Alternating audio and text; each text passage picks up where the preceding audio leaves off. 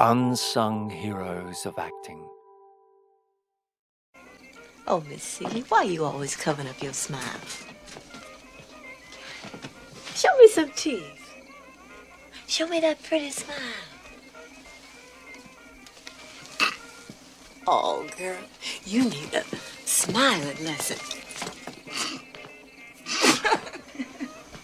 You see, Miss Celie, you got such a beautiful smile. By the time American actor Margaret Avery appeared in Steven Spielberg's version of The Color Purple, she'd been performing for almost 20 years. Her performance as the free-spirited Shug Avery earned her a well-deserved Oscar nomination for Best Supporting Actress and is considered by many to be a career highlight. However, it's only one of the many and varied roles which make up an impressive career for this versatile and gifted actor. Born in Oklahoma in 1944, Avery originally trained and worked as a teacher, but by the late 1960s, after studying at institutions like the American Conservatory Theatre, she became a professional actor, basing herself in LA. She appeared in a handful of stage productions, earning various awards and accolades, before making her film debut in 1972's Something Evil. Remember, this is the girl next door, with freckles. Freckles. Although she only has one line, she comes across as strong and self-possessed. In contrast to this, she is a quiet, empathetic soul in hell up in Harlem. You seem to think that you can handle everyone and everything by a quick smile and fast remark. Does it bug you that I can pull it off? No, but you haven't. She radiates a serene quality through her stillness, and this is supported by the soft way in which she interacts with those around her. Reverend Rufus, why must we single him out? We have the names of all the syndicate men who have exploited the black community since we were all children. She played many of these roles early on in her career, as also seen here. If I told you in his place, kind of, couldn't that count the same? While restricted by the melodramatics of the plot, Avery is still able to respond authentically, accessing something within that is real and vulnerable. What's present throughout these early roles, and it can be argued throughout her whole career, is a spirit of dignity, serenity, combined with pride and self-possession. In Louis Armstrong's Chicago Style, she plays a character based on the musician's third wife.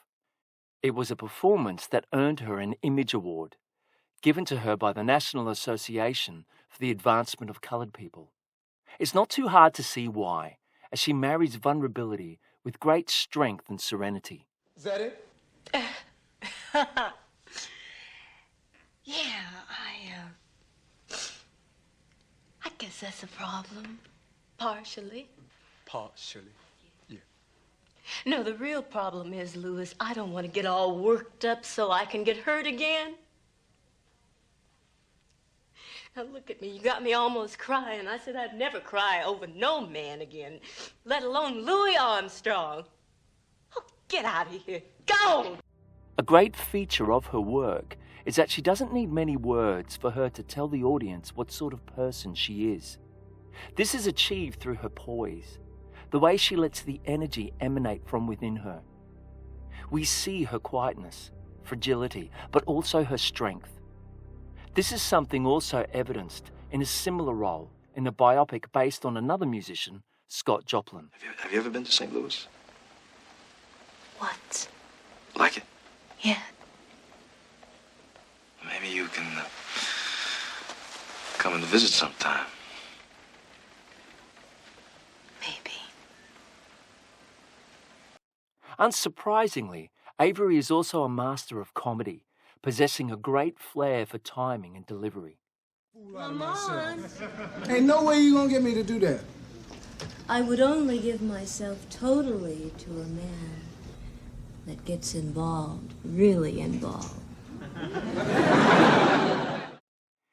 Even in the uneasy climate of the 1970s, When it was all too common for the female characters to be silent, passive objects of the male gaze, Avery still manages to play her characters with grace, strength, and dimension.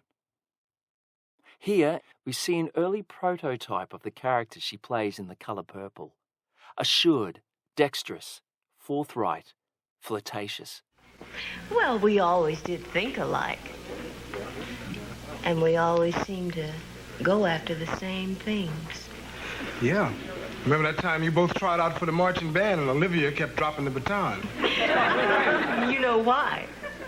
Just before the parade, I greased it.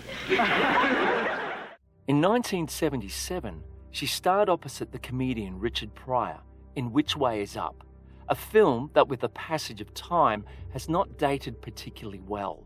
In this scene, which uncomfortably laughs at domestic violence, Avery suddenly makes the comedy stop, finding an inner rage and anguish that is at turns highly realistic, uncomfortable, and very moving. You lying, slow-footed, rusty-footed hound dog! You lying to me? Man, you okay, Leroy?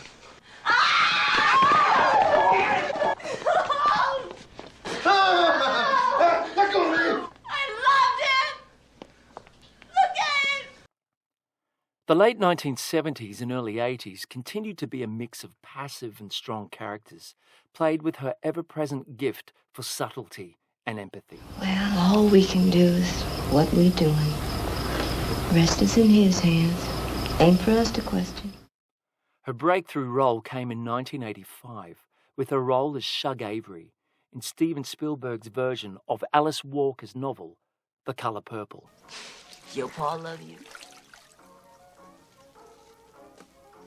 My pa love me. My pa still love me. Except you don't know it. You don't know it. It's a role she plays with ease and abandon, and her nomination for Best Supporting Actress was well deserved. While it's somewhat frustrating that The Color Purple didn't put her on the world map, Avery has more or less experienced a stable career since that time, continuing the trend for playing either passive characters or those who are more hardened or hard done by.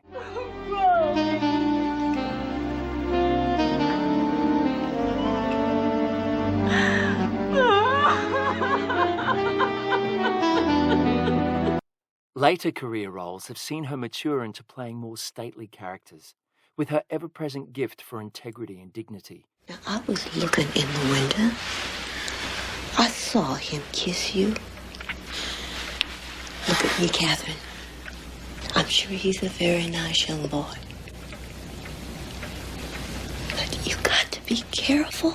Having said that, she can still play for humour, reveling in self-deprecation, as seen here.